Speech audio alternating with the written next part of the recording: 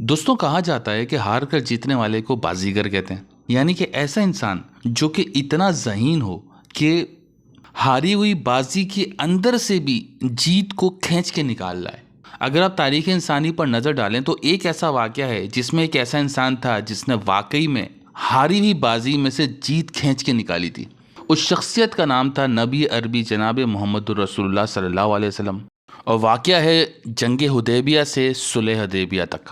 دوستوں، واقعے کی طرف بڑھنے سے پہلے ایک بات اپنے ذہن میں بالکل پختہ کر لیں کہ اگر آپ حق پر ہیں تو آپ بے فکر ہو کر آگے بڑھتے جائیں، کیونکہ at the end of the day جیت آپ کی ہونی ہے، کیونکہ اللہ نے اس کائنات کو بالحق پیدا کیا ہے۔ حق اور باطل کے معرکے میں جیت حق کی ہوتی ہے، حق سرخرو ہوتا ہے۔ جو انسان بھی حق پر ہوگا تاریخ انسانی اس کو عزت سے یاد رکھے گی، اور باطل کے نصیب میں صرف ذلت و رسوائی ہوگی۔ اب آتے ہیں اس واقعے کی طرف جو کہ آج کی ویڈیو کا ہمارا موضوع ہے۔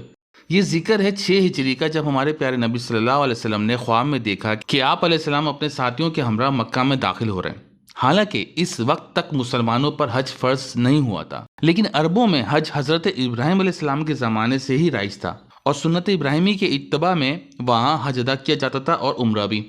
اس خواب کے بعد آپ صلی اللہ علیہ وسلم نے عمرے کا ارادہ کیا، اور آپ کے ساتھ تقریباً 1400 اصحاب کرام تھے۔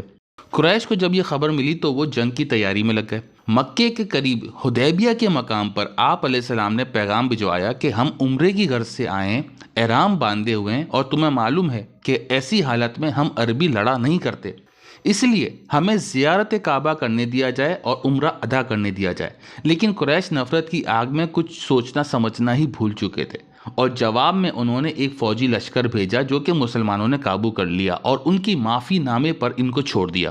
یہی وہ واقعہ ہے جس کے متعلق قرآن کریم کہتا ہے کہ اور وہی ہے جس نے وادی مکہ میں کافروں کے ہاتھوں سے تمہیں اور تمہارے ہاتھوں سے کافروں کو قتل ہونے سے روک دیا، حالانکہ اللہ نے تمہیں ان پر قابو دے دیا تھا، اور اللہ تمہارے ہر کام کو دیکھتا ہے۔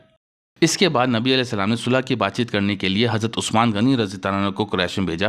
قریش نے حضرت عثمان غنی رضی اللہ عنہ کو نظر بند کر دیا اور خبر دے دی کہ عثمان رضی اللہ عنہ کو شہید کر دیا گیا ہے۔ اس خبر سے آپ سوچ سکتے ہیں کہ ماحول کیا بن گیا ہوگا مسلمانوں کی جماعت میں۔ اس موقع پر پیارے نبی صلی اللہ علیہ وسلم ببول کے درخت کے نیچے تشریف فرماتے اور اپنے ساتھیوں سے اللہ کی راہ میں سرفروشی اور جان نثاری کی بیعت لے رہے تھے۔ یہی وہ بیعت رضوان ہے جس کا ذکر قرآن کریم میں کچھ اس طرح آیا ہے کہ ان حالات میں جب جماعت مومنین اس درخت کے نیچے تجھ سے عہد اطاعت کر رہے تھے تو ان کا یہ عمل قانون خداوندی کے عین مطابق تھا۔ وہ وہی کر رہے تھے جو ایسے وقت میں قانون خداوندی کا تقاضا تھا، اور ان کا یہ عمل کوئی دکھاوا نہیں تھا بلکہ دل کی پوری رضامندی سے تھا، جسے خدا اچھی طرح جانتا تھا، اور اس کا نتیجہ تھا کہ ایسے خطرات کے باوجود انہیں پورا قلبی اطمینان حاصل تھا۔ چنانچہ خدا نے ان کے لیے مستقبل قریب میں فتح و کامرانی کی راہیں کھول دیں۔ یہاں سے ہمیں سمجھ جانا چاہیے کہ بیعت کا قرآنی مفہوم کیا ہوتا ہے۔ بے کا لفظ بے یہ این سے نکلا ہے، جس کے معنی ہوتا ہی تجارت کے۔ یہ قریب 1400 لوگ تھے جنہوں نے یہ بیعت کی۔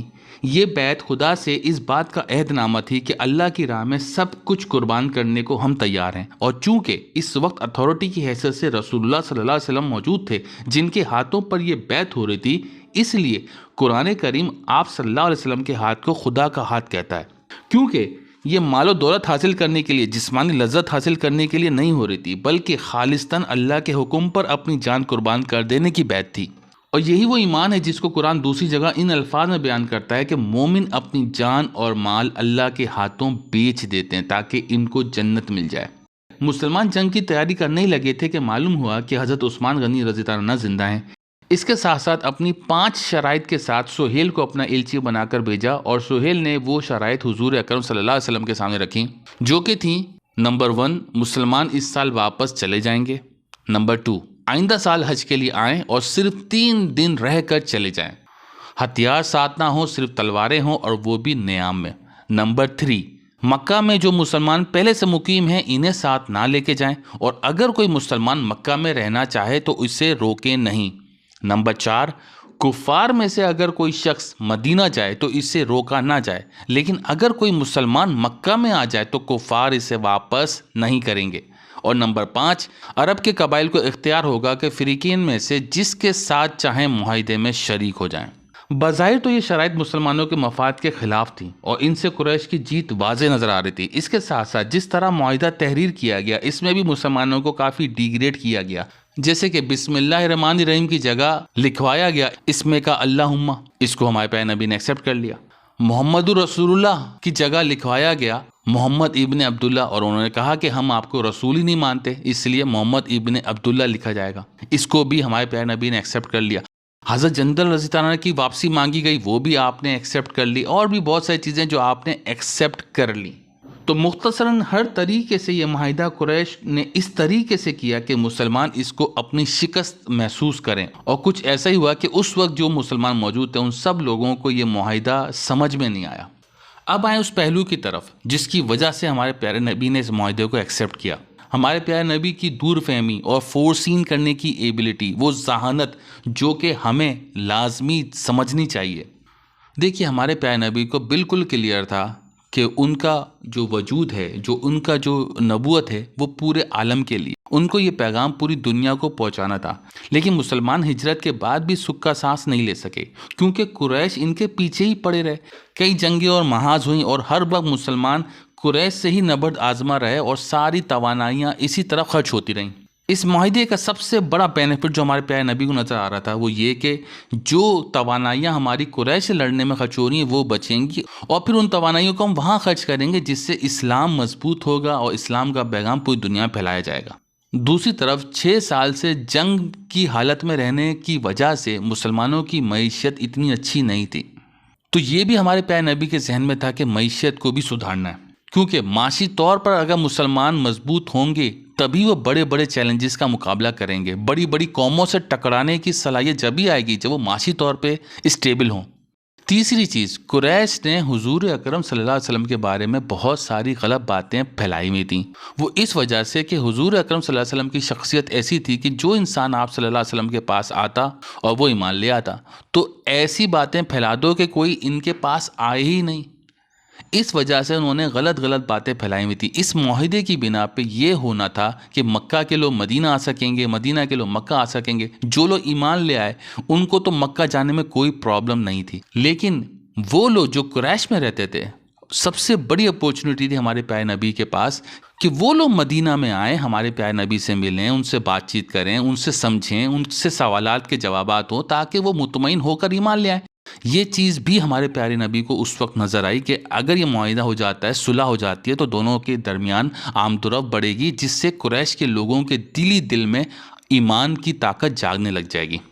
اور کچھ ایسا ہی ہوا کہ جب قریش کے لوگ یہاں آنے لگے اور ہمارے پیارے نبی سے ملنے لگے تو وہ اتنے متاثر ہوتے کہ واپس جانے کے بعد مکہ میں ہر کوئی ہمارے پیارے نبی کا ایک طریقے سے ایلچی یا ایمبیسیڈر بن جاتا اور بھر بھر کے تعریف کرتا۔ تو اس طریقے سے من ہر انسان کا دل مکہ کے رہنے والے کا بدلنے لگ گیا ہمارے پیارے نبی کے لیے۔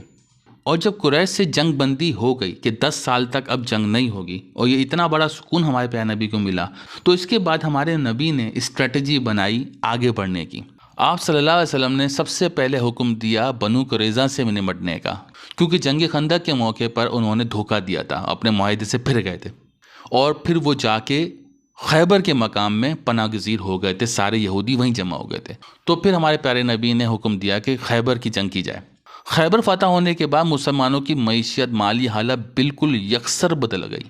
اس کے بعد مسلمانوں نے غربت نہیں دیکھی، اور پھر اس کے بعد آپ صلی اللہ علیہ وسلم نے اس پیغام اسلام کو، جو ان کی ذمہ داری تھی، جو اتنی بڑی ذمہ داری اللہ نے ان کے کندھے پر ڈالی تھی، آپ نے اس کا سلسلہ جاری رکھا اور اپنے پڑوسی ممالک کی ریاستوں میں پھر خط و کتابت بھیجی اور اس پیغام اسلام سے ان کو متعارف کرانا شروع کیا، جس کا نتیجہ یہ نکلا کہ نجاشی ایمان لے کر آیا، اس کی سلطنت اسلام کا حصہ بن گئی۔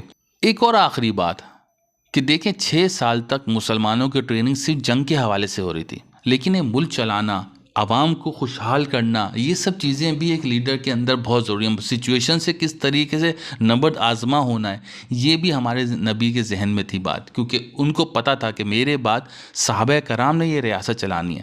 تو یہ کیپیبلٹی پیدا کرنے کے لیے بھی ضروری تھا کہ قریش جو کہ مسلسل پریشان کر رہے تھے مسلمانوں کو، ان کے ساتھ ایک معاہدہ طے ہو جائے تاکہ ہمارا فوکس آگے بڑھے۔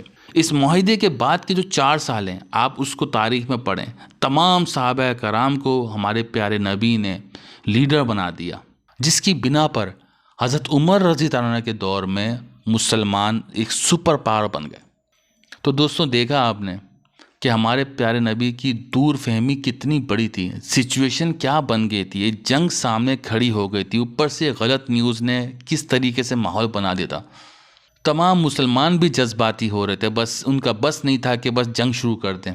لیکن ہمارے پیارے نبی کیا سوچ رہے تھے اس وقت بھی، ان کی دماغ میں کیا کیا چیزیں تھیں، کتنا فیوچر تھا ان کے دماغ میں۔ تو دوستوں میری نظر میں تو ہمارے پیارے نبی کی ذہانت پہ کتابیں لکھی جا سکتی ہیں۔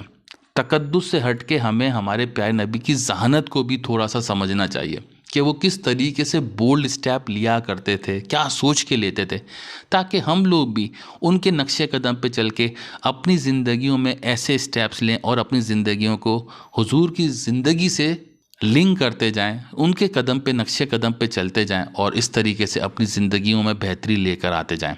تو دوستوں یہ تھا ہمارا آج کا ویلاگ۔ اگر یہ پسند آیا تو اس کو لائک کریں، کوئی سوال ہے تو کمنٹ کریں، اور اگر اس ایفرٹ کو پسند کرتے ہیں تو چینل کو سبسکرائب کریں۔ شکریہ۔